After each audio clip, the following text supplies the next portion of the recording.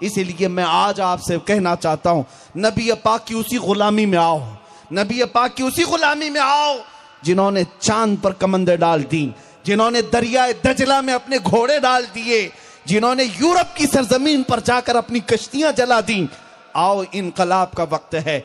ऐ नौजवानों, ये आज़म करो, अगर दुनिया भौंकती है तो ये चंद दिनों की बात है। मैं अक्सर ये कहा करता हूं, कुछ देर की खामोशी है, फिर शोर आएगा। आज कुत्तों का वक्त है, कल इंशाअल्लाह हमारा दौर आएगा, दौर आएगा, पर परचमे रिसालत लहराएगा। वो वक्त आएगा हमारा बच्चा भी पुकारेगा लब्बैक या रसूल अल्लाह। लेकिन ऐ नौजवानों, आज मैं जो बात कह रहा हूं आखिरी बात है। उठो कुव्वत बखुदा, खुदा का यही है दर, नहीं और कोई मफर मकर। आला हज़रत फरमाते हैं, कसम खुदा की, रसूलुल्लाह का दरवाजा ही अल्लाह का दरबार है, और इनको छोड़ोगे तो न भागने की जगह है न ठहरने की जगह है, नहीं और कोई मफर मकर। जो वहां से हो यहीं आके हो, जो यहां नहीं तो वहां नहीं हो। इस बात को समझ करके चलो। इकबाल ने कहा है, आबरूए मां ज़नामे मुस्तफ़ास्त। हम सबकी इज्जत व आबरू मुस्तफ़ा करीम के नाम से वाबस्ता है। अगर रसूलुल्लाह का नाम, उनकी इज्जत सलामत है तो सबकी इज्जत सलामत है।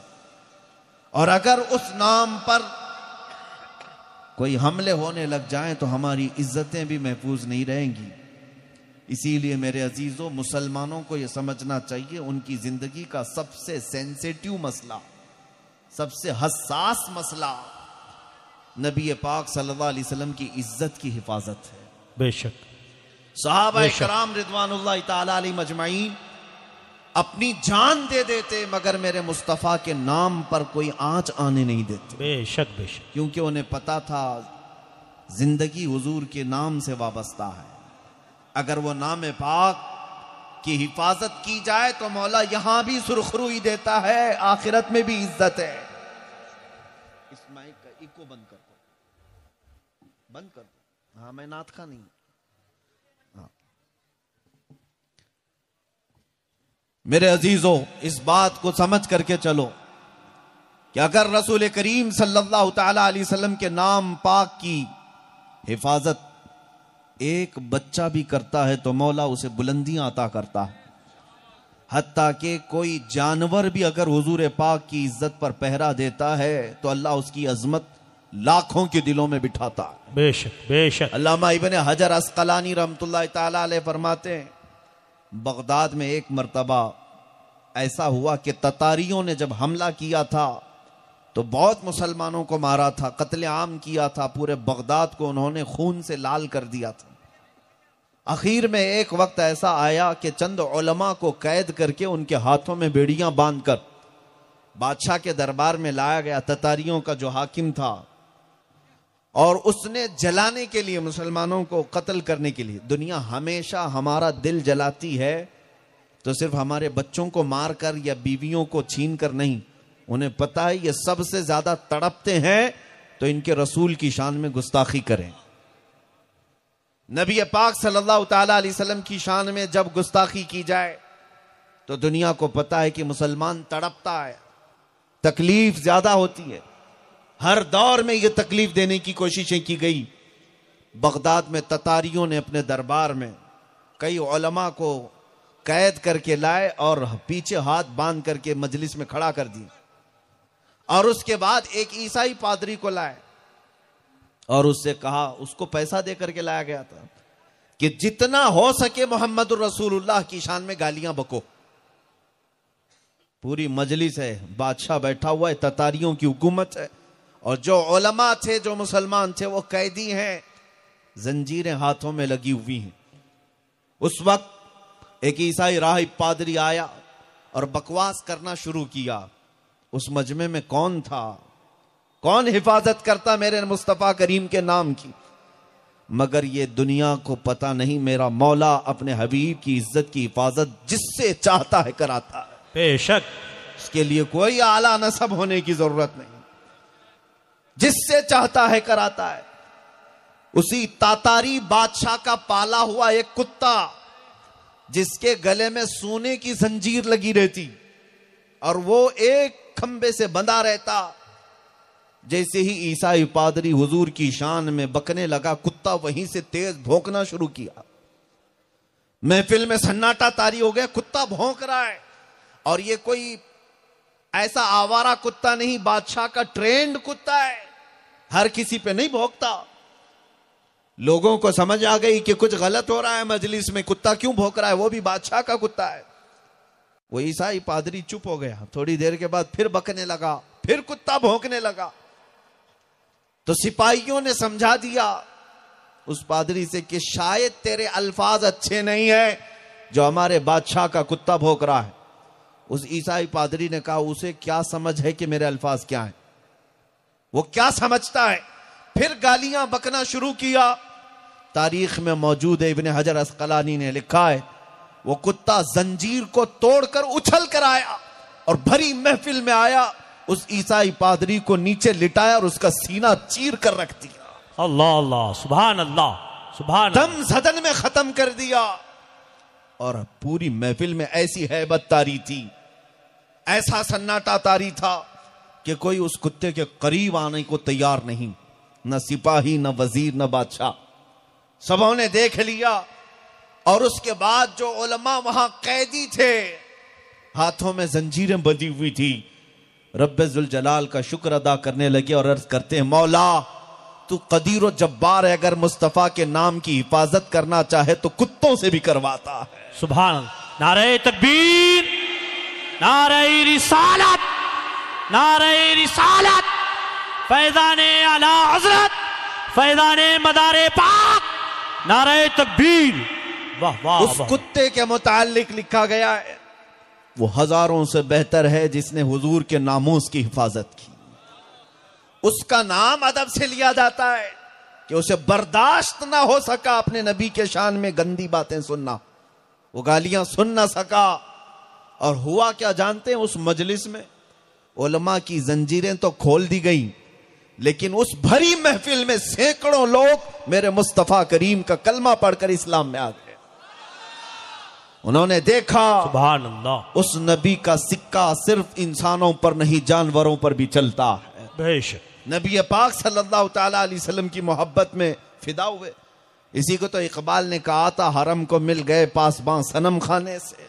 बेशक बेशक। जो आए थे इस्लाम मिटाने, वही मेरे मुस्तफा के नाम की हिफाजत करने पर लग गए। बेशक बेशक। वो बात दूर नहीं, यहां पर भी जो कुत्ते भौंकते हैं, इन्हीं की नस्लों में देखना कल मेरे मुस्तफा के कलमे भी पढ़ने लगेंगे इंशाअल्लाह। इसलिए कि तारीख गवाह है, ताइफ की सरजमीन पर जिन लोगों ने मेरे मुस्तफा की पेशानी पर पत्थर मारे थे वो तो खत्म हो गए, लेकिन आज ताइफ की गली गली में मेरे मुस्तफा के नगमे गाए जाते हैं। सुभान अल्लाह। आज ताइफ की सरजमीन ऐसी है कि जहां से गुजरो मेरे मुस्तफा करीम की मोहब्बत की खुशबुएं आती हैं। सुभान अल्लाह। आज नस्लें पूरे मेरे आका की आशिक हैं।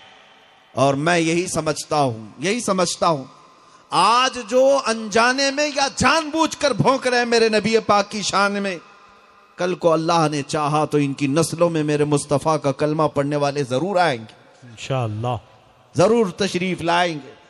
और अल्लाह करीम जिससे चाहता है, जहां से चाहता है, अपने दीन की हिफाजत करता है। और ए मुसलमानों, मैं आपको बताऊं, तुम्हारी निस्बत मेरे मुस्तफा से वाबस्ता है। तुमने हो सकता है अपनी जिंदगियों को आवारगी में डाल रखा हो, तुम्हारा दीन सबसे आला दीन है, वो दीन जिसको देकर अल्लाह फरमाता है मैं राजी हो गया, मैं तुम्हें इस्लाम देकर राजी हुआ। अल्लाह कुरान में फरमाता वो दीन तुम्हारे पास है, वो रसूल तुम्हारे रसूल हैं, तुम उनकी उम्मत हो, जो कायनात में सबसे आला इंसान, सारे अंबिया और रसूलों के इमाम, वो तुम्हारे आका है। तुम्हारी निस्बत हल्की नहीं है। जिस दिन तुम्हें यह एहसास हो जाए कि तुम्हारी अपनी वैल्यू क्या है, तुम्हारा अपनी कदर क्या है, तुम्हें जिस दिन यह एहसास हो जाए तो तुम इधर गटर नालियों की तरफ और आवारगी की तरफ अपने चेहरे नहीं झुकाओगे। तुम्हें जिस दिन यह एहसास हो जाए कि मैं इस सरजमीन पर जीने वाला वो इंसान हूं जिस उम्मत में पैदा होने के लिए अंबिया दुआ किया करते थे, बेशक मौला ने मुझे बिना दुआ किए बिना मांगे उस मुस्तफा की उम्मत में पैदा किया। बेशक तुम्हें जिस दिन ये एहसास हो जाए। लेकिन मैं ये पूछना चाहता हूं, जब तुम्हारी निस्बतें उस कायनात के सबसे अजीम अशरफ और आला रसूल से हैं, तो तुमने उनके नाम की कितनी हिफाजत की? तुमने उनके नामूस की कितनी हिफाजत की? क्या तुम्हारा दिल हसास है कि अपनी इज्जतों से ज्यादा अपने मुस्तफा की इज्जत का ख्याल करते हो? आओ मैं तुम्हें बताऊं, खैबर के मौके पर नबी पाक सल्लल्लाहु अलैहि वसल्लम की बारगाह में एक खच्चर लाया गया। खच्चर जानते हैं, गधे और घोड़े के दरमियान वाला जानवर। वो गधा भी नहीं होता, घोड़ा भी नहीं होता, दरमियान का एक जानवर है, उसे खच्चर कहते। नबी पाक सल्लल्लाहु अलैहि वसल्लम के पास हदिये के तौर पर लाया गया। जब वो खच्चर आया, हुजूर उससे बातें करने लगे। जानवर कुछ बात कर रहा है और हुजूर समात कर रहे हैं और मुस्कुरा रहे हैं। वो हर आलम की रहमत है, वो हर इंसान के साथ साथ हर हैवान के लिए भी रहमत है, सबके रसूल हैं। सहाबा ने पूछा, या रसूल अल्लाह, ये खच्चर आपसे क्या कह रहा है?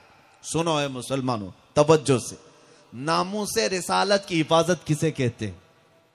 वो खच्चर क्या कह रहा था रसूल पाक सल्लल्लाहु अलैहि वसल्लम से? नबी पाक सल्लल्लाहु अलैहि वसल्लम इरशाद फरमाते हैं, ये मुझसे कह रहा था कि या रसूल अल्लाह सल्लल्लाहु अलैहि वसल्लम, मैं उन खच्चरों की नस्ल में हूं कि मेरे बाप दादाओं की पीठ पर पिछले अंबिया इकराम सवारी करते थे। अल्लाह अल्लाह। मेरे बाप दादे, उनकी पीठ पर अंबिया इकराम सवारी करते थे, और उस नस्ल का मैं आखिरी खच्चर हूं, और अंबिया के सिलसिले में आप आखिरी रसूल हैं। ये कौन कह रहा है? खच्चर, जानवर कह रहा है। यानी हुजूर को खातमुन नबीन मानने का अकीदा तो खच्चरों का भी है। वाह वाह। और वो कहता है, या रसूल अल्लाह, मैं एक यहूदी के कब्जे में था, उसका मालिक यहूदी था। वो खच्चर कहता है, या रसूल अल्लाह सल्लल्लाहु अलैहि वसल्लम, जब तक मैं उस यहूदी की मिल्कियत में था, उसके कब्जे में था, मुझसे काम जितना कराता मैं सब काम करता, लेकिन पीठ पे कभी बैठने नहीं देता। अपने ही मालिक को कभी पीठ पे बैठने नहीं देता। ये खच्चर खुद कह रहा है। जब वो बैठने की कोशिश करता, मैं उसे गिरा देता था, नहीं बैठने दिया, कभी नहीं बैठने दिया। नबी पाक सल्लल्लाहु अलैहि वसल्लम ने उस खच्चर से पूछा, तू ऐसा क्यों करता था? वो खच्चर कहता है, क्योंकि मेरे बाप दादाओं ने मुझे बताया था कि तेरी पीठ पर सैयदुल अंबिया सवारी करेंगे। सुभान अल्लाह, सुभान अल्लाह। रसूलों के सरदार तेरी पीठ पर सवारी करेंगे, मुझे मेरी मां ने बताया था। खच्चरों को इतना इल्म पहले से दिया गया है। इन जालिमों को क्या कहें जो कहते हैं मेरे नबी को पीठ पीछे की खबर नहीं। माज़अल्लाह। हदीस से तो यह मिलता है कि खच्चर को इतना इल्म है कि उसकी पीठ पर कौन सवारी करेगा ये पहले से बताया गया है। और वो खच्चर कहता है, जब से मुझे ये बताया गया कि मेरी पीठ पर सैयदुल अंबिया सवारी करेंगे, मैंने कभी की किसी यहूदी को अपनी पीठ पर बैठने नहीं दिया। सुभान अल्लाह। मैं हमेशा अपनी पीठ की हिफाजत करता रहा कि इस पीठ पर अगर कोई सवार होगा तो सिर्फ आपकी जात होगी। क्या कौन कह रहा है? एक जानवर कह रहा है, एक खच्चर कह रहा है। नबी पाक सल्लल्लाहु अलैहि वसल्लम ने उसे अपने हदिये में कबूल फरमाया और जिंदगी भर उसकी सवारी करते रहे। उस खच्चर का नाम याफूर है। ये तज़किरा मैं क्यों कह रहा हूं? जब मुहद्दिसीन या उलमा उस खच्चर का जिक्र करते हैं तो गधा, खच्चर या घोड़ा या जानवर नहीं कहते, हजरत याफूर कहते हैं। वाह वाह वाह। हजरत याफूर कहते हैं, या रसूल अल्लाह, तेरी निस्बतों ने मुझे मुमताज किया। क्या कहने, बेशक। उस खच्चर का हाल ये था कि जब हुजूर मस्जिद नबवी में बैठे होते, किसी साहब को बुलाना होता तो हुजूर खुद कहते, याफूर जाओ उस्मान को बुला लाओ, अल्लाह। याफूर जाओ अब्दुल्ला इब्न मसूद को बुला लाओ, वाह। याफूर जाओ अबू बकर सिद्दीक को बुला लाओ। साहबा कहते, हुजूर के हुक्म पर वो उसी सहाबी के घर जाता, हाय हाय, दरवाजे को अपने सर से दस्तक देता। सहाबी बाहर आते, देखते याफूर आया है, रसूलुल्लाह का खच्चर है। जैसे ही देखते वो समझ जाते कि मेरे मुस्तफा का बुलावा आया है। सुभान अल्लाह। जिंदगी भर मेरे करीम आका सल्लल्लाहु ताला अलैहि वसल्लम की गुलामी पर रहा। आखिरी बात अर्ज करता हूं इस वाक़े की, जब नबी पाक सल्लल्लाहु ताला अलैहि वसल्लम का इंतकाल हुआ विसाल जाहिरी हुआ। हदीसों की किताबों में मौजूद है कि उस खच्चर ने खाना पीना छोड़ दिया। अल्लाह अकबर। कोई खाने पीने को हाथ तक नहीं लगाया या मुंह तक नहीं लगाया, यहां तक कि 3 दिन तक जिंदा रहा। और 3 दिन के बाद जिस कुएं से मेरे मुस्तफा को आखिरी बार गुस्ल दिया गया था, उस कुएं में छलांग लगाकर अपनी जान दे दी। अल्लाह अकबर। ये जानवरों की मोहब्बत है मेरे मुस्तफा से। मैं आपसे पूछना चाहता हूं, तुम्हारी निस्बतें उम्मती की हैसियत से हैं, तुमने उनका कलमा पढ़ा है और तुम्हारे लिए वो रसूल रात रात रोए हैं। तुम पर तो बहुत बड़ा हक था मेरे मुस्तफा का। उनके नामे पाक की इज्जत के लिए उस खच्चर पर मैं कुर्बान जाऊं जिसने मेरे मुस्तफा की रिफाकत हासिल की थी और अपनी पीठ को हमेशा महफूज रखा था कि कोई आयरा गैरा नत्थु खेरा मेरी पीठ पर ना आने पाए, इसलिए कि रसूलुल्लाह के लिए मैंने ये तैयार रखा है। काश हर बच्चा आज अपनी आंखों की ये कहकर हिफाजत करता, मेरी आंखों में दुनिया का हुस्न जमाल नहीं आ सकता, इसलिए कि ये आंखें मैंने मेरे मुस्तफा के हुस्न के लिए रखी। सुभान अल्लाह। नारे तकबीर, नारे रिसालत, वाह वाह, सुभान अल्लाह। बेहयाई से अपनी आंखों को बचा कर रखते, ये नामूस रिसालत की हिफाजत के अलंबरदार कहलाए जाते। तुम रात की तन्हाइयों में अपनी आंखों को अगर बेहया कर जाते हो या तो हम आवारगी के शिकार हो जाते हो, तो मेरे अजीजों उस खच्चर को याद कर लेना जिसने जिंदगी भर अपनी पीठ की हिफाजत की थी, किसी को बैठने नहीं दिया कि मेरे मुस्तफा बैठेंगे, मेरे आका आएंगे। हमने अपनी जुबानों को या अपनी आंखों को या अपने दिल को बर्बाद क्यों किया? इसीलिए मैं उस हर नौजवान से पूछता हूं, अल्लाह ने तुझे एक दिल दिया, क्यों लैला मजनू के किस्सों में अपने दिल को बर्बाद कर जाते हो? क्यों मजाजी इश्क और महबूबाओं के हुस्न पर अपने दिल को तोड़ लेते हो?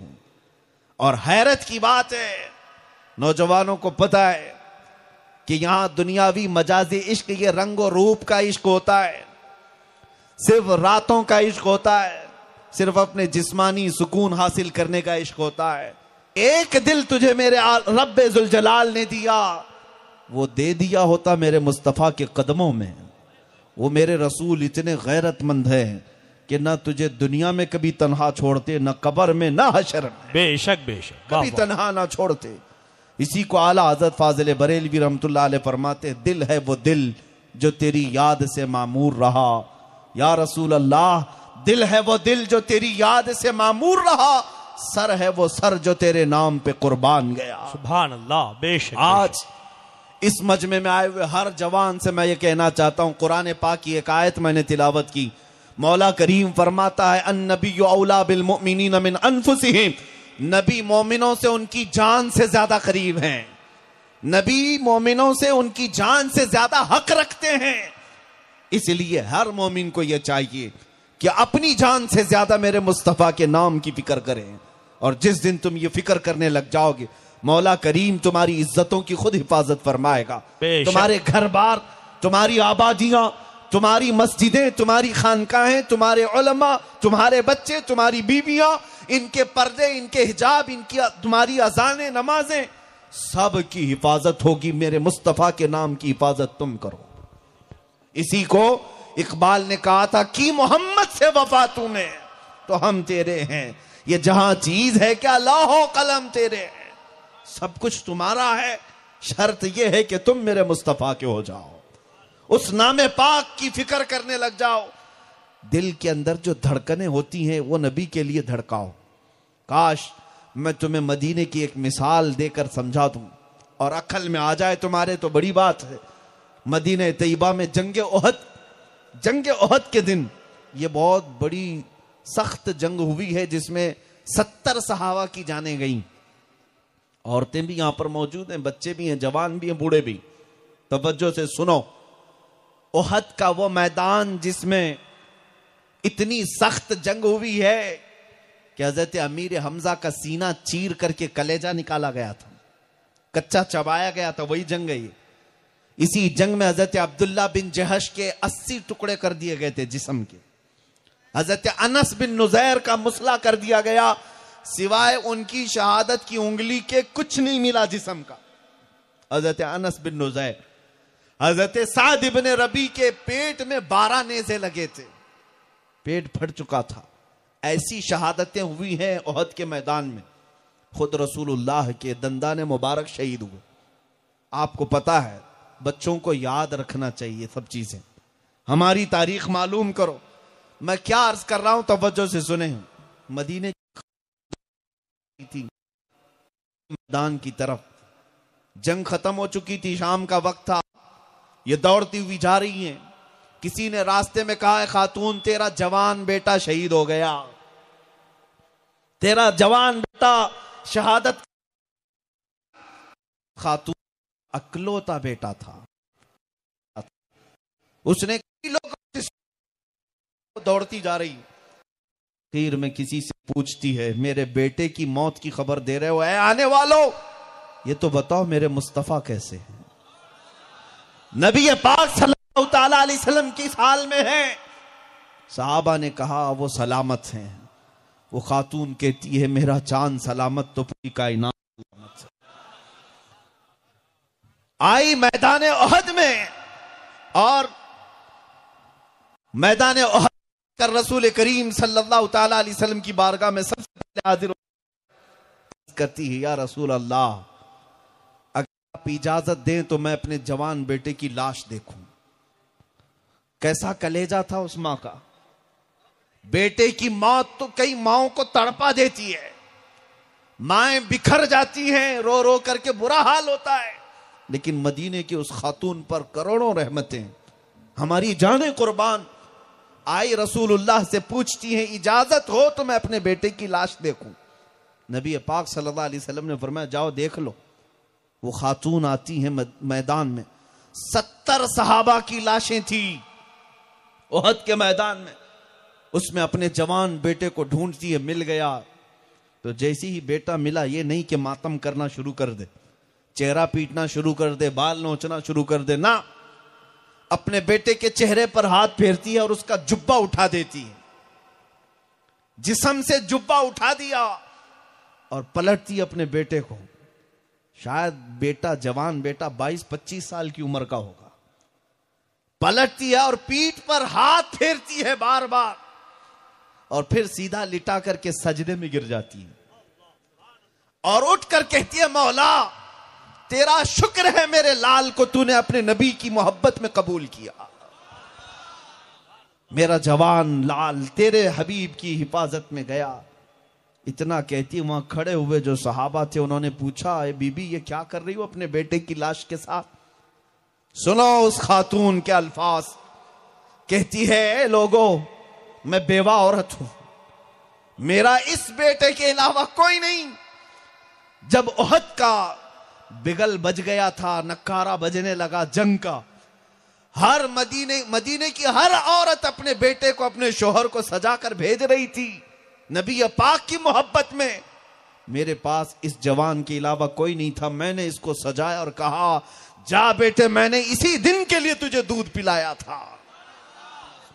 आज रसूल पाक की इज्जत की बात है। मुशरिकीन अगर मदीने पर हमलावर हैं तो जा हुजूर पाक की हिमायत में खड़ा रहना। मेरा बेटा तैयार होकर घर से निकल रहा था, उस वक्त मैंने अपने बेटे को एक वसीयत की थी। सुनो, कान खोलकर सुने। मैंने अपने बेटे को जाने से पहले एक वसीयत की थी। कहा, बेटा जंग के हालात बोले नहीं जाते, कभी अगर जंग सख्त हो गई, भारी पड़ गए दुश्मन, तो कसम देती हूं तुझे, अगर मेरे नबी को छोड़कर भागते हुए पीठ के पीछे से जख्म खाकर मरा तो मैं दूध भी माफ नहीं करूंगी।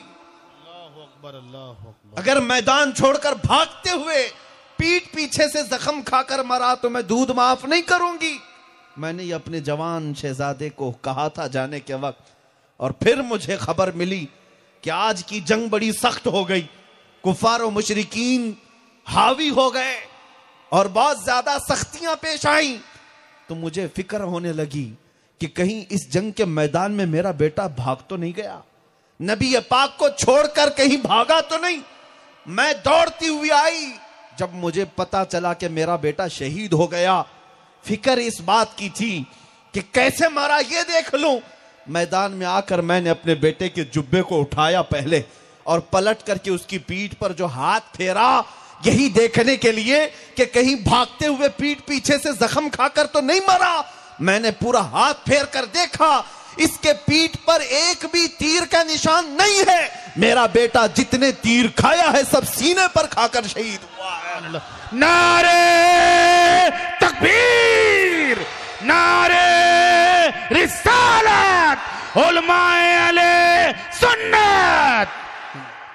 और कहती है जब मुझे लगा मेरा बेटा सारे जख्म सीने पर खाकर शहीद हुआ है, मैं सजदे में गिर गई और शुक्र बजा लाई कि मौला तूने मेरे लाल को अपने मुस्तफा की मोहब्बत में कबूल किया। वो माएँ थीं, अकलौते बेटों को भी मेरे नबी के नाम पर पालती थी। वो उन्हें दूध भी पिलाती थी, इश्क मुस्तफा के साथ पिलाती। आज मैं यही नसीहत करने आया हूं, ऐ मेरे अजीजों, दुनिया चाहे जितनी रंगीन हो जाए, दुनिया का हाल वही है जो इमाम अहले सुन्नत ने फरमाया, शहद दिखाए जहर पिलाए, कातिल डायन शोहर कुछ, इस मुर्दार पे क्या ललचाए, दुनिया देखी भाली है। सुना जंगल रात अंधेरी छाई बदली काली है, सोने वालों जागते रहियो चोरों की रखवाली है। आंख से काजल साफ चुरा लें, या वो चोर बला के हैं, तेरी गठरी ताकी है और तूने नींद निकाली है। वो तो निहायत सस्ता सौदा बेच रहे हैं जन्नत का, हम मुफलिस क्या मोल चुकाएं, अपना हाथ ही खाली है। अजीजा ने गिरामी वकार, आज की नसीहत में सिर्फ यही कहना चाहता हूं, दुनिया अगर अपने माल की तरफ तुम्हें बुलाती है, हुस्न शबाब की तरफ बुलाती है, इसलिए कि हर नौजवान के भटकने के दो ही चांसेस होते हैं, ज्यादा तौर पर दो सबब। सबसे ज्यादा हर जमाने में तुम्हें गिरफ्तार किया गया है दुनिया के रंगीनियों में तो दो जरियों से, एक दौलत दूसरे औरत। एक दौलत दूसरे औरत, इन दो चीजों के जरिए से हर एक का ईमान खरीदने की कोशिश करती है दुनिया।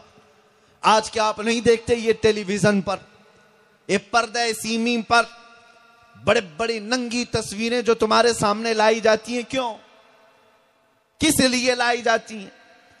औरतों को भी अकल आ जाए, अगर औरतें ये समझती हैं कि जितना नंगा होना ये फैशन है, नहीं, ये कोई तुम्हारी आजादी के मुतलाशी नहीं है, ये सिर्फ और सिर्फ जिस्मों की हवस के पुजारी हैं। सिर्फ और सिर्फ औरत को अपनी हवस मिटाने की मशीन समझती है दुनिया। काश हमारी बच्चियां समझ जाएं, काश हमारी बहनें समझ जाएं, तुम्हारे पर्दे में जितनी इज्जत है, कसम रब्बे जुल जलाल की, किसी अधूरे कपड़ों में कभी इज्जत नहीं मिल सकती। दुनिया अगरचे उसे स्टार कहती हो, लेकिन कल क़यामत को देखना, कल क़यामत को देखना, मेरे हबीब पाक सल्लल्लाहु तआला अलैहि वसल्लम की हदीसों में मौजूद है, क़यामत के दिन भी फरिश्ता पुकारेगा, या अहल महशर गद्दू अबसारकुम फइन्न फातिमा बिन्त मुहम्मदिन तमुर्रु इलल जन्नह। क़यामत के दिन फरिश्ता पुकारेगा, ऐ महशर में मौजूद लोगों, अपनी आंखें नीची कर लो, इसलिए कि मोहम्मदुर रसूलुल्लाह की बेटी फातिमातुज ज़हरा 70,000 औरतों की झुरमट में जन्नत की तरफ जा रही है। वहां पर भी नजर उठाने की जुर्रत नहीं होगी किसी को।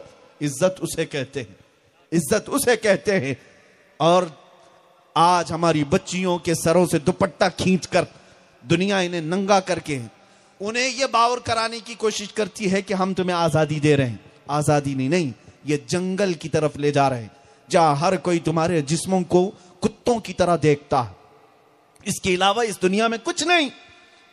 इसी को आला हजरत ने फरमाया, शहद दिखाए जहर पिलाए।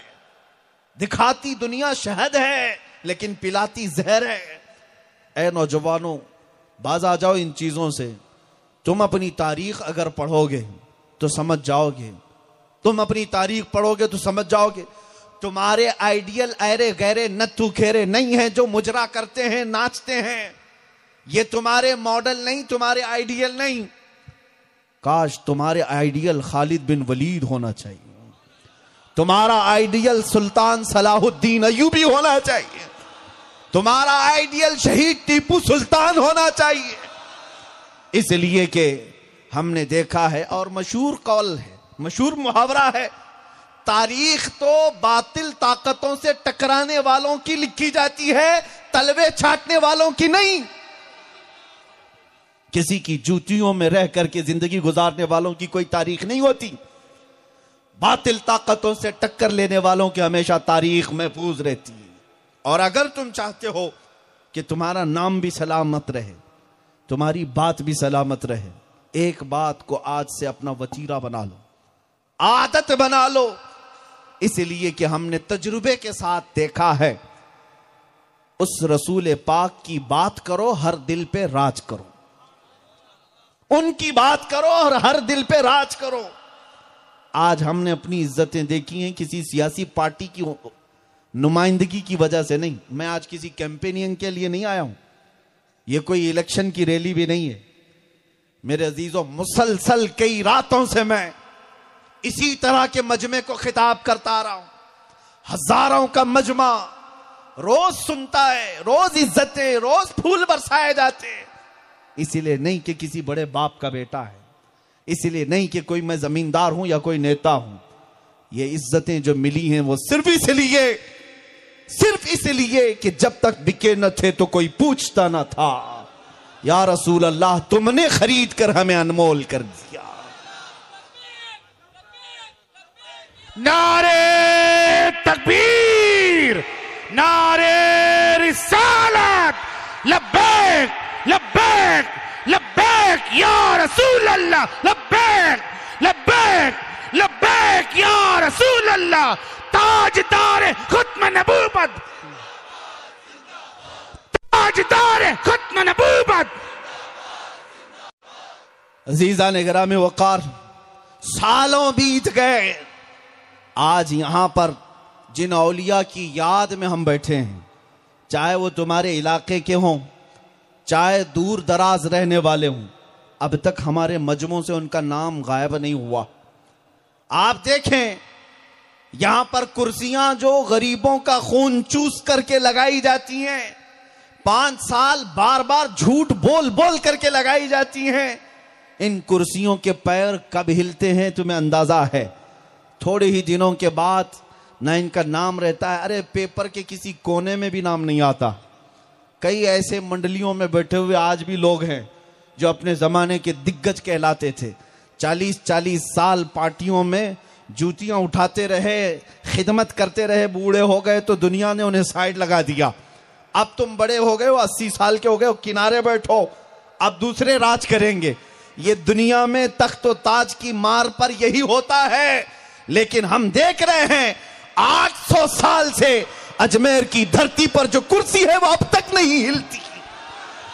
नारे तकबीर, नारे रिसालत, उलमाए अहले सुन्नत, दमदार बेड़ा पार। वो शाह बदीउद्दीन जिंदा मदार रज़ी अल्लाह ताला अन्हु की बारगाह हो, दिलों पर राज करने वाली हुकूमत अल्लाह ने उन्हें अता की है। गरीब नवाज की हुकूमत हो, गौसे आजम की हुकूमत हो, अल्लाह ने उनको दिलों पर जारी फरमाया है और ये रहती दुनिया तक रहेंगे। मैं आपको बताऊं इनको क्यों हुकूमतें मिली हैं। ये मज़ारों में चले गए लेकिन हमारे दिलों पर राज करते हैं। हमारे बच्चों ने इन्हें देखा नहीं लेकिन गली गली में पुकार रहे हैं, दम मदार। कौन देखा है जिंदा शाहमदार को? नहीं देखा, लेकिन दिल वाबस्ता हो गया है। ये दिलों को किसने जोड़ रखा है? 600 साल गुजर गए, 800 साल गुजर गए। एक बात मैं आपको बता दूं, इन औलिया को जो इज्जतें दी गई हैं, आला हज़रत फरमाते हैं बेनिशानों का निशान मिटता नहीं, मिटते मिटते नाम हो ही जाएगा। उनके नाम की जब तक तुम हिफाजत करते रहोगे, मौला करीम तुम्हारी मौत के बाद भी तुम्हारे नाम को और तुम्हारे कलाम को हमेशा के लिए जिंदा करता। आज मैं आपको बताऊं, तुम अपनी जिंदगी चाहते हो, हुजूर ताजुश शरिया रहमतुल्लाह ताला अलैह फरमाते हैं, तेरे दामन करम में जिसे नींद आ गई है, या रसूल अल्लाह, तेरे दामन करम में जिसे नींद आ गई है वो फना ना होगी, उसे जिंदगी मिली है। जो फना ना होगी उसे जिंदगी मिली है। जो मेरे मुस्तफा की बात करता है अल्लाह उसका कलाम भी जिंदा रखता है और नाम भी जिंदा रखता है। आज जो भौंकने वाले कुत्ते हैं, ये मौसमी कीड़े हैं, आते हैं चले जाते हैं। इससे पहले भी आए, इससे बड़े बड़े भी, सड़े सड़े भी, लेकिन बाकी कोई नहीं रहा, बाकी कोई नहीं रहा। आप देखते रहना, आप देखते रहना, इज्जत किसकी होती है। 100 साल के बाद मजमे से आज बरेली वाले इमाम अहले सुन्नत फाजिल बरेलवी को पुकारा जाता है। इश्क मोहब्बत, इश्क मोहब्बत किस लिए पुकारा जाता है? वो आला हजरत को इसलिए नहीं कि वो पठान थे, इसलिए पुकारा जाता है कि इश्क रसूल में फना थे, नबी पाक की बात किया करते थे। और वो अपनी जिंदगी में फख्र किस बात पर करते? वो यूं कहते, उस गली का गधा हूं मैं जिसमें मांगते ताजदार फिरते हैं। उस गली का गधा हूं मैं जिसमें मांगते ताजदार फिरते हैं। रसूलुल्लाह के दरबार की गली का गधा होने पर जिसने फख्र किया, मौला उसे 100 साल के बाद भी हर मजमे में जिंदा रखा है। और एक हमने अपनी आंखों से देखा, अभी आंखों से देखा। साल भर पहले एक राफजी कुत्ता निकला और मेरे नबी पाक की शान में भौंकने लगा और ये कहा कि मैं मोहम्मद नामी एक दूसरी किताब लिखूंगा, कुरान की 26 आयतों को बदल दूंगा। और फिर हुआ ये कि खुद का नाम बदल लिया, धर्म भी बदल लिया और पता नहीं क्या क्या बदला। हाल ये हुआ कि बीवी बच्चे भी छूट गए और जिनके धोती में पनाह लेने गया था, 4 महीनों से ज्यादा पनाह नहीं मिली, वापस फिर भटकते हुए आए। अब हालत ये हो गई, धोबी का कुत्ता, न घर का न घाट का। यही मुहावरा है ना, इधर से छोड़े उधर गए, उधर भी ना लिए, फिर कहीं के ना रहे। इसको आला हजरत फरमाते हैं, या रसूल अल्लाह, जो तेरे दर से यार फिरते हैं, जो तेरे दर से यार फिरते हैं, दर बदर यूं ही खार फिरते हैं, दर बदर यूं ही खार फिरते हैं। जो नबी पाक सल्लल्लाहु ताला अलैहि वसल्लम को छोड़ करके चलते हैं, हर जगह ठोकर खाते, हर जगह जलील होते हैं। ये तो अभी दुनिया की शामत है, अभी आखिरत देखना बाकी है, आखिरत देखना बाकी है। इसलिए ऐ नौजवानों, मैं तुम्हें इस बात की तरफ लाना चाहता हूं, जो बची हुई जिंदगी है तुम्हारे पास, जो बची हुई सांसें हैं तुम्हारे पास, या अहद कर लो कि हम जिएंगे तो मेरे मुस्तफ़ा के तरीके पर जिएंगे। इसलिए कि हमारी जान भी उनके लिए, हमारा जिस्म भी उनके लिए। सहाबा जो कहते थे, फिदा का अभी वो उम्मी या रसूल अल्लाह, ऐ अल्लाह के रसूल मेरे माँ बाप आप पर कुर्बान, तो यूं ही नहीं कहते, उन्होंने अपना सब कुछ कुर्बान किया था हुजूर पर। आज उसी जज्बे की जरूरत है, उस जज्बे की जरूरत है। आज जितने बुलंदी के साथ तुम मेरे मुस्तफ़ा के नाम पर नारा लगाते हो, जितनी बुलंदी के साथ नारा लगाते हो, क्या तुम ये अहद कर लेते हो कि मैंने दुनिया के लिए बहुत कुछ छोड़ा है, मेरे मुस्तफ़ा के लिए अब गुनाहों को छोड़ने की बात करूंगा? मैं इस मजमे से पूछता हूं, हर जगह पर हमारी आदत है, हो सकता है आपसे शायर हजरात ये पूछते हैं किसको किसको मदीना जाना है, सब हाथ उठा देते हैं। किसको किसको मक्का जाना है, सब हाथ उठा देते हैं। किसको जन्नत में जाना है, सब हाथ उठाते हैं, और हम हाथ नहीं उठवाते। मैं आपसे पूछता हूं, कौन कौन है जो मेरे मुस्तफा की कदमों पे गर्दन देना चाहता है? हाथ मत उठाओ, इसलिए कि कभी झूठे ना पड़ जाओ। ये बहुत जिम्मेदारी की बात कर रहा हूं, इसलिए कि उठा हुआ हाथ हो सकता है किसी और से छुप जाए, मेरे मुस्तफा से नहीं। वो जरूर देख रहे हैं, वो जरूर देख रहे हैं। मैं आपसे पूछा भी नहीं था मुकम्मल, लेकिन तुम्हारा हाथ उठ गया, क्योंकि मुझे पता है हमारे हर मोहल्ले का बच्चा बच्चा भी मेरे नबी पर कुर्बान होने को अपनी जिंदगी की मेराज समझता। हकीकत है या नहीं? दिल पर हाथ रख करके बताओ, मेरे नबी पर कुर्बान होने को हम शहादत समझते हैं कि नहीं? जान मेरे अजीजों, जान एक ही मिलती है, एक ही मिलती है, और वो नबी के कदमों पर फिदा करने को हम अपनी जिंदगी की मसरत और मेराज समझते हैं। मैं पूछता हूं, तुम्हारे अंदर इतनी हिम्मत है, इतने गट्स हैं कि तुम जान फिदा करने की बात करते हो, उससे पहले मेरे मुस्तफा के नाम पर कुछ बुरी आदतें क्यों नहीं कुर्बान करते? कुछ बुरी ख्वाहिशें क्यों नहीं कुर्बान करते? कोई शराब की बोतलों पर कोई हराम कारियों पर अगर जिंदगी गुजार रहा है और फिर कहता है मैं अपने नबी पर जान भी दे दूंगा, मैं उससे पूछता हूं चंद बुरी ख्वाहिशात को हुजूर पर कुर्बान कर दे, वक्त आएगा तेरी आंखें बंद होने से पहले मेरे मुस्तफा को तू अपने सिराने के पास देखेगा। इसलिए कि उनके लिए अगर तूने अपनी कुर्बानी दी है, उनके लिए अगर कुर्बानी दी है तो वो जरूर तशरीफ लाएंगे। मक्का मुकर्रमा में एक शख्स के मुतालिक किताब में लिखा हुआ, अबू हफ्स समरकंदी रहमतुल्लाह अलैह फरमाते हैं, एक शख्स का इंतकाल हुआ, उसका एक ही बेटा था, और जैसे ही वो आदमी मरा उसका चेहरा जानवर की तरह हो गया। बेटा डर गया, चेहरा बदल गया है बाप का, अब क्या करे, लोगों को दिखाए तो कैसे, दरवाजा बंद कर दिया, रोने लगा। सोचा कि घर में ही गड़ा खोद कर अपने बाप को दफन कर दूंगा, बाहर जनाजा नहीं ले जाऊंगा, लोग देखेंगे तो क्या कहेंगे।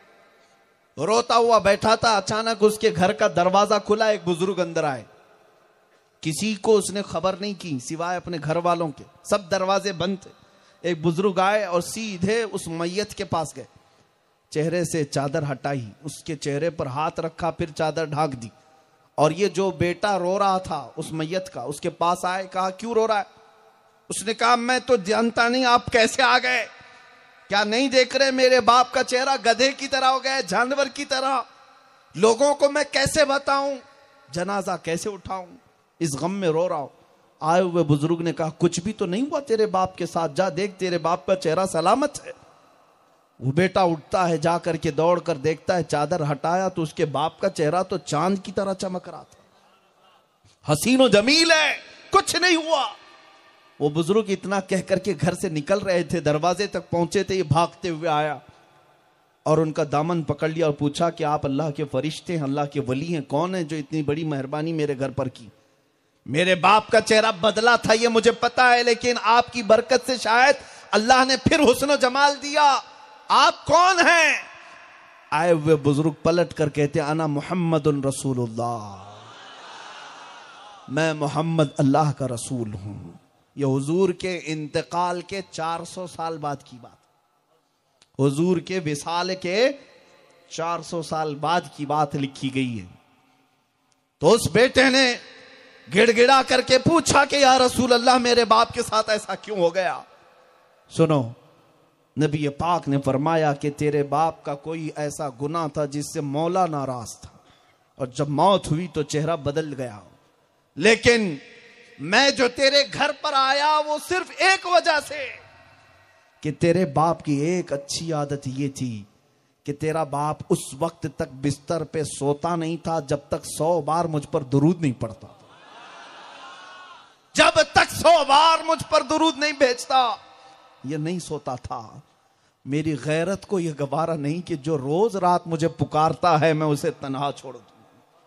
अल्लाह का गजब हुआ था, मैं तेरे घर आया और तेरे बाप के चेहरे पर हाथ रखकर मौला से अर्ज किया कि ऐ रब्बे कदी, वो चेहरा जो मुझे याद करता है वो सलामत नहीं रहेगा तो दुनिया ताना मारेगी। रब ताला ने फरमाया महबूब अपना हाथ उठाओ, हम उसका चेहरा पहले से ज्यादा हुस्न में बदलते। इसी को आला हजरत ने फरमाया जो न भूला हम गरीबों को रजा, जो न भूला हम गरीबों को रजा, याद उसकी अपनी आदत कीजिए। हम गरीबों के आका पे बेहद दुरूद, हम फकीरों की सरवत पे लाखों सलाम। ऐ नौजवानों, इस भरी कायनात में भी मैं तुम्हें बताऊं सबसे ज्यादा हमारे गम को अगर कोई समझ सकता है तो मदीने के ताजदार की जात है। हमारे गम को, हमारे दर्द को, हमारी तकलीफ को, क्योंकि मेरे मुस्तफा ने फरमाया मेरे उम्मतियों के तलवों में अगर कांटा भी चुभ जाए तो उसका दर्द मुझे भी होता है। कौन है जो हमारा दर्द बर्दाश्त करता है? आज जितने मसीहा बनते हैं सब झूठे होते हैं, जितने तुम्हारे पास मदद के नाम पर आते हैं ये सब चॉकलेट पकड़ाने वाले लोग होते हैं, बस इसके अलावा कुछ नहीं। ये तो सिर्फ तुम्हारा इस्तेहसाल करते हैं। एक बड़े अधिकारी है, वो साहब मुझसे ठट्टा मारकर मजाक से कह रहे थे कि मौलाना तुम्हारी कौम को तो हम बहुत छोटी चीज में निपटा लेते हैं, छोटी चीजों में निपटा लेते हैं, इधर उधर 10-10 हमारे अतराफ घूमते ही रहते हैं आपके लड़के। क्या करते हैं हम तो कभी उनका टोल माफ करा देते हैं, टोल में कह देते हैं कि भैया इसकी गाड़ी आए तो पैसा मत लेना, इतने ही पे ये पूरी जिंदगी हमारी गुलामी कर रहा है। ये हमको ताना मार करके कह रहे थे कि छोटी चीज में हम निपटा लेते हैं। ऐ नौजवानों, तुम्हारी जिंदगी ऐसी कैसी हो गई? दुनिया तुम्हारे साथ खेल रही है और तुम समझ नहीं पाते। तुम्हारे दर्दों का अगर कोई मसीहा है तो वह आमिना के लाल की जात है, वो नबी पाक सल्लल्लाहु ताला अलैहि वसल्लम की जात है। जानते हो, जब हुजूर के नज़ा की हालत थी, आखिरी वक्त था हुजूर का, दुनिया से तशरीफ ले जा रहे थे, मां आयशा सिद्दीका के जानों पर सर रखकर हुजरे में आराम कर रहे थे, बुखार शिद्दत का था। सकरात किसे कहते हैं जानते हो? सकरात, अच्छे अच्छे लोग सकरात में अपनी मां को, अपने भाई को, अपने बहन को, अपने बेटे को नहीं पहचानते। सकरात का वक्त, मौत से पहले जो दर्द होता है बहुत शिद्दत का होता है। अगर जिस्म पर मक्खी भी बैठ जाए तो पहाड़ के बराबर लगती है, इतना दर्द होता है। एक बूंद पानी सकरात वाले के लिए एक नदी के बराबर होता है। सकरात में कोई किसी को नहीं याद करता, बहुत सख्त हालत है। लेकिन नबी पाक सल्लल्लाहु ताला अलैहि वसल्लम के नज़ा के वक्त यह फरमाया गया, मलकुल मौत जब तशरीफ लाए हुजूर के हुजरे में, रूह कब्ज करने की इजाजत मांगने लगे, तो मेरे मुस्तफा ने उस वक्त नज़ा के वक्त क्या पूछा जानते हैं? मलकुल मौत से, इजराइल से ये कहा, ऐ इजराइल जरा ये तो बता, ये जो नज़ा की तकलीफ है क्या मेरी उम्मत को भी दी जाएगी? क्या मेरी उम्मत भी इस दर्द से गुजरेगी? हुजूर को अपनी उम्मत का उस वक्त भी ख्याल है जब लोग अपने मां बाप बेटे को भूल जाते हैं, लेकिन रसूल पाक अपनी उम्मत को नहीं फरामोश करते।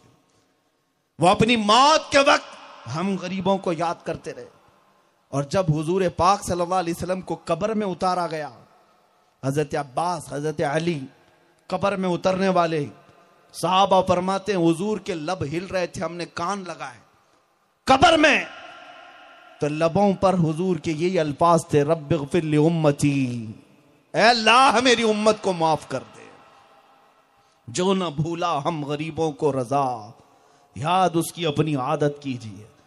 मेराज की रात मेरे रसूल सबसे ज्यादा करीब गए अपने रब के, उससे ज्यादा करीब कोई नहीं गया आज तक, न जा सकेगा कयामत तक। वो मर्तबा किसी को नहीं मिला जो मेरे मुस्तफा को मिला। तुम्हें पता है, अल्लाह से सबसे ज्यादा करीब जाने के बाद रसूल पाक को खुद अल्लाह ने पूछा कि ऐ महबूब बताओ कोई ख्वाहिश है?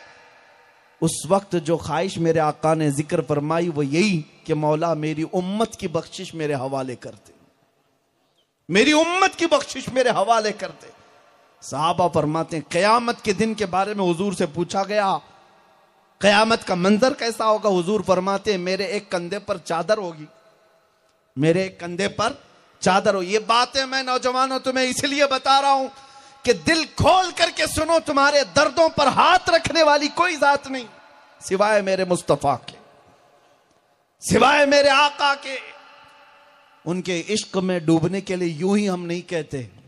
मेरे आका फरमाते हैं कयामत के दिन मेरे कंधे पर चादर पड़ी होगी, वो खसक खसक कर गिर रही होगी, चादर गिर रही होगी, एक हाथ से मैं अपनी चादर संभाल रहा हूंगा और दूसरे हाथ से अपने उम्मतियों को पकड़ पकड़ कर जन्नत में ले जा रहा हूं।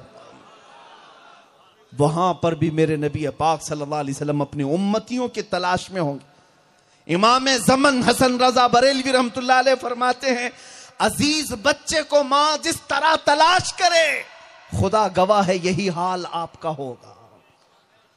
अकलौते बेटे को अगर मां खो दे तो कैसे ढूंढती है, जगह जगह पूछती है बेटे को देखा, मेरे बेटे को देखा है कोई? मां जिस तरह यहां बच्चे को ढूंढती है, फरमाया गया कयामत में मेरे मुस्तफा अपने उम्मतियों को इस तरह ढूंढ रहे होंगे, कहां है मेरे उम्मती, कहां है मेरे उम्मती।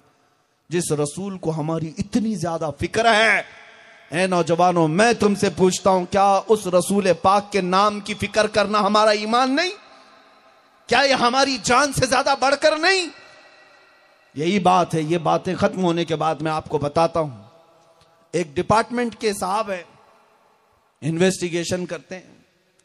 एक बार सामने बैठ करके मुझसे कहने लगे, बड़ी पोस्ट पर कहा मौलाना आप ही क्यों इतना जज्बाती होते हो, इतना क्यों बोलते हो, आप भड़काते हैं, प्रोवोक करते हैं लोगों को। हमने कहा आप जुमला गलत बोल रहे, हम भड़काते नहीं, कभी कभी भड़काते नहीं, आप जुमला गलत बोल रहे हैं। बात सिर्फ इतनी है कि हम कुत्तों को ललकारते हैं। भड़काना और है, ललकार और है। और फिर मैं आपको बताता हूं, हम बड़ी नरम गुफ्तगू करने वाले आदमी, हमारी आदत रही है नरमी से बात करें, क्योंकि हमारे आका ने फरमाया सदक़े का सवाब है नरम बात करना। हमारे और भी दसियों सैकड़ों तकरीरें अखलाक पर, माशरे की बुराइयों पर बड़ी नरमी से बात करते हैं। लेकिन उस साहब से हमने कहा, एक मिसाल देता हूं, आपकी मां को अगर कोई जानिया कह दे, कोई बदकार औरत कह दे, अभी मैं बात कर रहा था वो कुर्सी छोड़कर उठ गए, ना क्या बात कर रहा मैंने कहा अभी आपकी मां को मैंने गाली भी नहीं दी, मैं तो मिसाल के लिए पूछ रहा हूं कि कोई कहे आप बेकरार होकर कुर्सी से खड़े हो गए। याद रखिए, एक मां की बेइज्जती आप बर्दाश्त नहीं कर सकते। और अल्हम्दुलिल्लाह मुसलमान का अकीदा यह है, करोड़ों माओं से ज्यादा वो अपने मुस्तफा से मोहब्बत करता है। हमें अपनी माओं से ज्यादा मोहब्बत करने के बाद ही ईमान का दर्जा मिलता है, क्योंकि उस मोमिन कामिल नहीं हो सकते जब तक सारी दुनिया से अपने मुस्तफा से मोहब्बत नहीं करते। हमने यही कहा कि अगर हमारे जुमले सख्त होते हैं तो सिर्फ इस बात पर कि कभी हमारे करंट के तार को मत छेड़ो। अगर हुजूर पाक के नाम की तरफ उंगली उठाई तो हमारा जुमला भी और लहजा भी सख्त होता है, और यह हमारा हक है, इसलिए कि जिस रसूल ने अपनी पूरी जिंदगी हमारी फिक्र की, आज उनके नाम की तरफ कोई कुत्ता भौंकेगा तो हम खामोश नहीं बैठ सकते। इसलिए कि हमारा अकीदा है ये कि हमें हमारी पूरी जिंदगी जो मिली है वो मुस्तफा के कदमों से मिली है। हमारे पास जो कुछ भी है वो मेरे मुस्तफा की बरकत से है। बल्कि सैयदना उमर फारूक तो ये कहते, हमारे जिस्मों में जो बाल उगते हैं ये भी रसूलुल्लाह की बरकत से होते हैं। इसीलिए मेरे अजीजों, मैं अपने जुमले खत्म करता हूं। आज मेरे साथ मिलकर के आज़म करो, आज मेरे साथ मिलकर के आज़म करो, अब जिएंगे मेरे मुस्तफ़ा के नाम पर जिएंगे, उनकी इज्जतों की फिक्र करेंगे। हम अपनी इज्जत से ज्यादा अपने नबी की इज्जत पर मर मिटने को अपनी जिंदगी की मेराज समझेंगे। याद रखना, जो भी जवान नबी पाक की इज्जत और हुर्मत पर मरता है उसे मुर्दा नहीं कहा जाता, बल्कि उसको हुजूर के नाम का शहीद कहा जाता है। उसके जनाजे का तो फरिश्ते भी इंतजार करते हैं, फरिश्ते भी इस्तकबाल करते हैं। जो नबी पाक सल्लल्लाहु ताला अलैहि वसल्लम का फिदाई है वो कभी मरता नहीं। आज देखो, आज हर जलसे में, हर मोहल्ले में, मैं जहां पर भी देखा, लब्बैक या रसूल अल्लाह का नारा 8 साल के बच्चे से लेकर 80 साल तक का बूढ़ा लगाता है। तुम्हें इस नारे को देने वाला कौन था जानते हो? एक आलिम दीन जो माजूर था अपने पांव से और व्हील चेयर पर बैठकर आता। नबी पाक की इज्जत पर जब डाके डाले जाने लगे, वो अपनी माजूरी को नहीं देखा, दहाड़ करके कहता था लब्बैक या रसूल अल्लाह। तो उस कुर्सी से निकलने वाली आवाज भी यूरोप की सरजमीन तक गूंजती थी और बड़े बड़े ऐवान में, बातिल ताकतों में, उनके खीमों में जलजला आ जाता था। और उस आलिम दीन का दिया हुआ नारा आज हर मजलिस में गूंजता है। अल्लाह अगर तुम्हें 100 साल की जिंदगी दे तो देखना 100 साल के बाद भी यह नारा मरेगा नहीं, यह जिंदा ही रहेगा। इसलिए कि मेरे मुस्तफा के नाम पर जो उठा है, मौला उसके नाम को सुबह क़यामत तक जिंदा रखता। नारे तकबीर, नारे रिसालत, लब्बैक लब्बैक लब्बैक या रसूल अल्लाह, लब्बैक लब्बैक लब्बैक या। ये नबी पाक की इज्जत पर आंच आने नहीं दिया। बदर की सरजमीन पर 2 छोटे बच्चे भी गए थे जिन्होंने अबू जहल का खात्मा किया था। वो एक किसान सहाबी के बच्चे थे।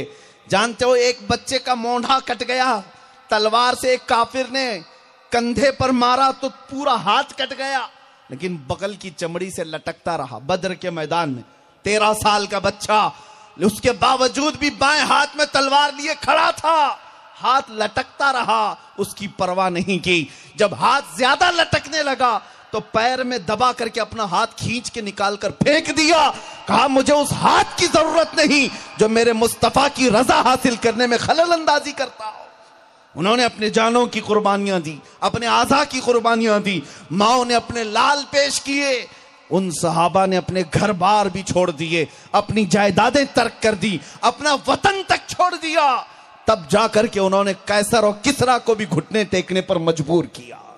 दुनिया फिर उन्हीं मोहम्मद के दीवानों से डरने लगी, खौफ खाने लगी, क्योंकि उन्हें पता है ये रसूलुल्लाह के दीवाने जिस तरफ गुजर जाते हैं आंधियां और तूफान। इसीलिए मैं आज आपसे कहना चाहता हूं, नबी पाक की उसी गुलामी में आओ, नबी पाक की उसी गुलामी में आओ जिन्होंने चांद पर कमंदे डाल दी, जिन्होंने दरियाए दजला में अपने घोड़े डाल दिए, जिन्होंने यूरोप की सरजमीन पर जाकर अपनी कश्तियां जला दी।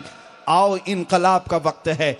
ऐ नौजवानों, ये आज़म करो, अगर दुनिया भौंकती है तो ये चंद दिनों की बात है। मैं अक्सर ये कहा करता हूं, कुछ देर की खामोशी है, फिर शोर आएगा। आज कुत्तों का वक्त है, कल इंशाअल्लाह हमारा दौर आएगा।